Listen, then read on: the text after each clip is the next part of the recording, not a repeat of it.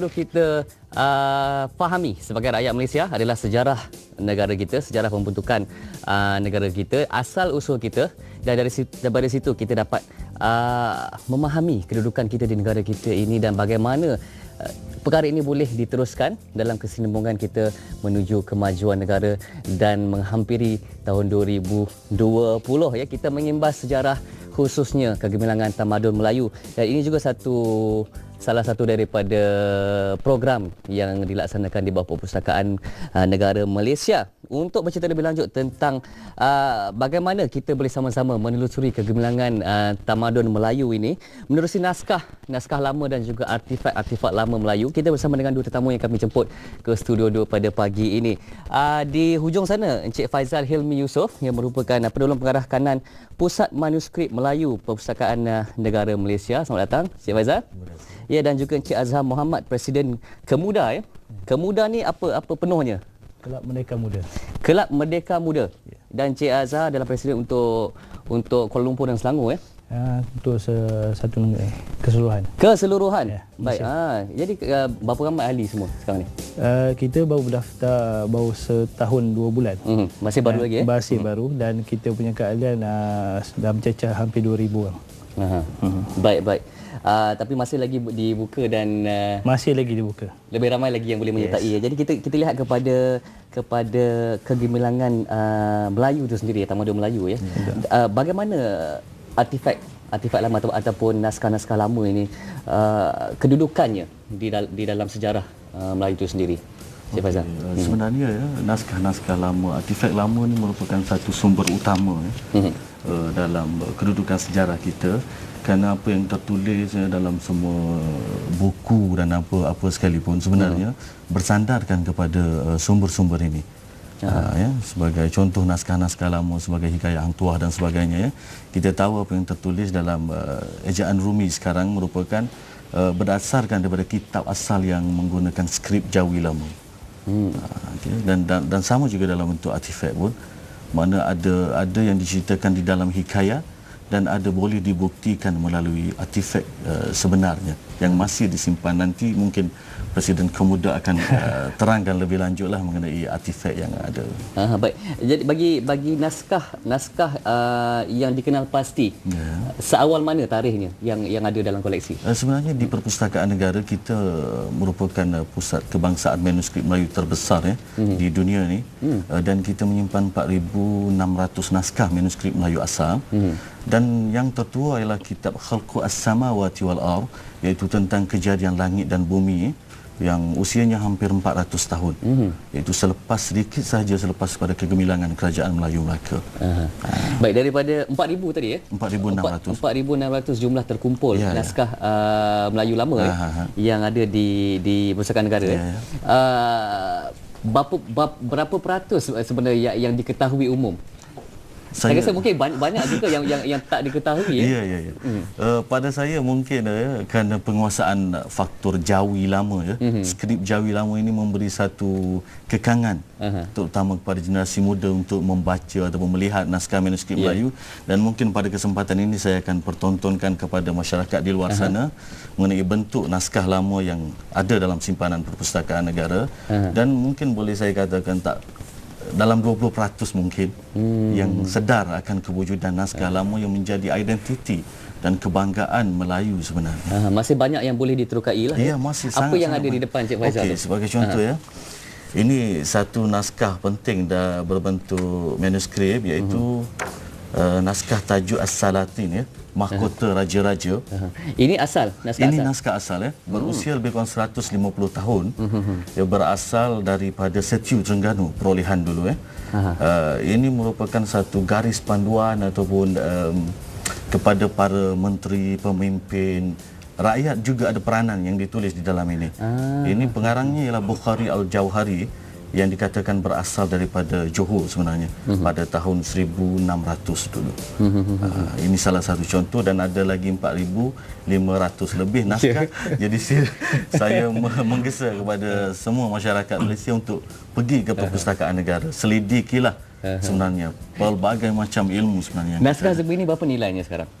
kalau dari sudut nilainya memang tak ternilai, tidak ada satu ketetapan dari sudut nilainya. Mungkin dia subjektif untuk penilaian itu, kerana bergantung kepada berapa naskah yang sudah ada dalam perolehan dan sebagainya. Biasanya lah naskah-naskah lama ni adakah ada salinan ataupun hanya wujud tunggal? Sebenarnya bergantung kepada popular atau tidak popular Pada waktu tersebut. Seperti contoh ya, kitab yang paling banyak dalam lipatan naskah manuskrip adalah kitab Siratul Mustaqim ya.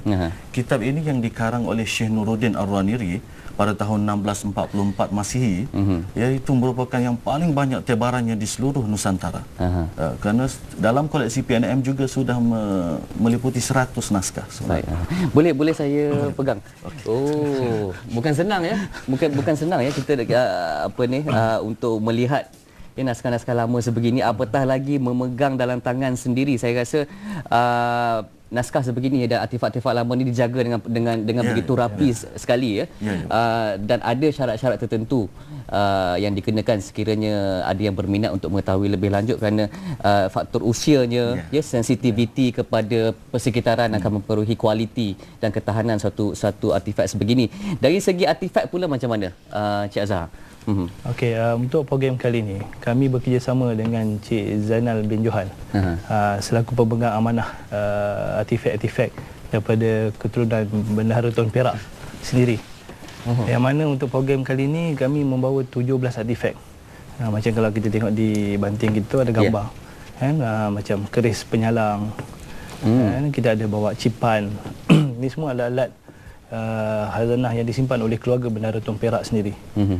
Dan di sini kita bawa bukan setakat kita buat artifak, tetapi kita nak menunjukkan kepada terutamanya generasi muda untuk menyedari bahawa teknologi yang ada di sebalik artifak-artifak ni. Mana 500 tahun dulu teknologi dia dah lebih advance daripada sekarang. Ya, jadi usaha yang dilakukan oleh pemuda untuk mengumpul koleksi sebegini. Sebenarnya kami ini bukan pengumpul. Kami adalah satu badan NGO yang mencari informasi-informasi macam ni, maklumat macam ni untuk disampaikan kepada generasi muda. Sebab macam kita tahu generasi muda sekarang ni mungkin dah terlupa ataupun tak berapa nak ingat sejarah-sejarah lama. Dan di sini peranan kemudah untuk membawa balik, untuk meningkatkan jati diri generasi muda itu sendiri. Antara artifak yang mungkin boleh Cik Azhar ceritakan, ada kisah-kisah di sebalik sesuatu artifak ni. Okey. Antaranya kita ada bawa keris penyalang.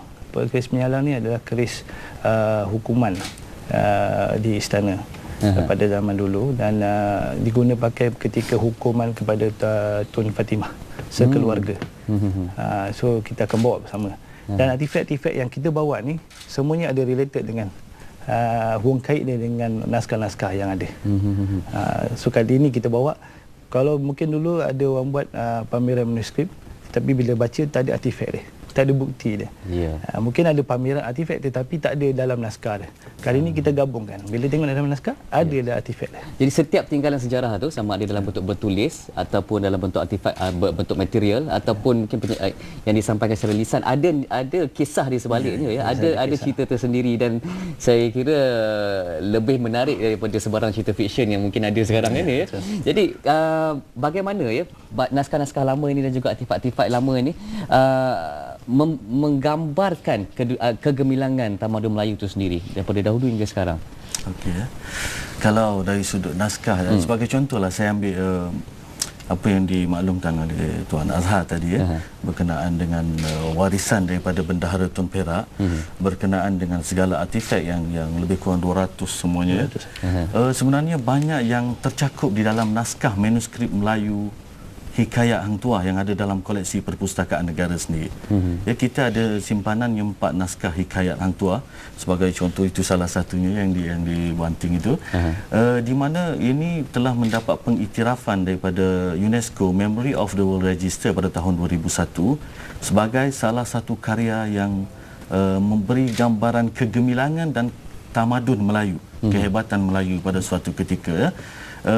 Sebenarnya kita ada tiga naskah yang telah diiktiraf, tetapi daripada Perpustakaan Negara cuma Hikayat Hang Tuah masa ni. Dan memang kita akan melihat bahawa betapa hebatnya Melayu itu sendiri sekiranya kita mengkaji bukan sahaja daripada kandungan sebenarnya. Kalau disebut naskah lama ya, dari sudut binding contoh ya. Binding ini juga bagaimana menggunakan klepit dan sebagainya, bagaimana penggunaan warna ya, bagaimana penggunaan corak-corak ini juga merupakan satu identiti kehebatan Melayu ya. Kalau contohnya naskah ini, apa yang boleh Cik Faizal ceritakan tentang coraknya, tentang kulitnya? Okey, dari sudut kulit ini kita panggil sebagai color binding stamping sebenarnya, menggunakan kain. Salah satu ciri unik dalam naskah manuskrip Melayu ya. Kemudian selain daripada itu, binding juga memang terbukti bahawa ini binding yang digunakan pada 100 tahun lepas ya. Ini telah dibuktikan melalui penemuan saya dengan salah seorang pakar daripada British Library, Dr. Annabel Tehgelov, yang mengatakan bahawa ini salah satu contoh yang boleh dipertontonkan kepada khalayak tentang kehebatan Melayu dalam usaha membukukan dan meletakkan kulit kepada sesuatu manuskrip. Belum kita bicarakan soal tulisan dan sebagainya ya. Peradaban pada era itu ya, 100 tahun yang lalu, peradaban pada waktu itu telah pun menunjukkan ketelitian di dalam percetakan seni percetakan itu sendiri. Jadi baik, untuk pameran dan wacana ilmu ya, telusuri kegemilangan Melayu melalui naskah dan artifak ini yang berlangsung 20 hingga 24 November di Pustakaan Negara Malaysia. Ya, jadi tadi Cik Azhar ada memanjangkan hajat ya kepada golongan muda untuk menghampiri tinggalan sejarah ini. Jadi bagaimana golongan muda seharusnya mengambil peluang ini dan mendekatkan diri kepada tinggalan sejarah seperti ini? Okey, sebenarnya golongan muda kena sedar. Sebab tanpa yang lama tak ada yang baru sekarang. Dan bila kalau kita tak mengkaji benda ni, sebab kita tengok dari segi sejarah kita pun banyak telah dimanipulasi oleh banyak pihak. Dan di situ jati diri bangsa kita terletak pada sejarah itu sendiri. Dan sekiranya golongan-golongan muda ni mendekati balik pada sejarah, dan insya-Allah benda ni akan meningkatkan lagi jati diri bangsa Melayu itu sendiri. Baik. Jadi 20 hingga 24 November semua boleh pergi ke Perpustakaan Negara. Masuk percuma mungkin? Masuk percuma. Percuma. Jadi apa lagi yang anda saksikan ya, anda nantikan ya, segera kita ke sana sebelum cuti sekolah ni lagi. Ya, boleh bawa anak-anak semua ke Perpustakaan Negara 20 hingga 24 November untuk pameran dan wacana ilmu, telusuri kegemilangan Melayu. Anda boleh dapati pelbagai naskah dan artifak, contohnya seperti mana yang dibawakan ke studio 2 pada pagi ini, dan banyak lagi ya, ribuan lagi naskah lama yang boleh kita pelajari, dan juga wacana ilmu akan berlangsung pada 24 November ya. Ini di antara program yang berlangsung di sana. Sekali lagi terima kasih kepada Encik Faizal dan juga Cik Azhar yang sudi bersama kami pada pagi ini, dan mudah-mudahan program ini akan berlangsung dengan jayanya, mendapat sambutan, itu yang penting sekali, dan mencapai matlamat untuk mengembalikan kegemilangan tamadun Melayu itu melalui tinggalan-tinggalan sejarah lama sebegini.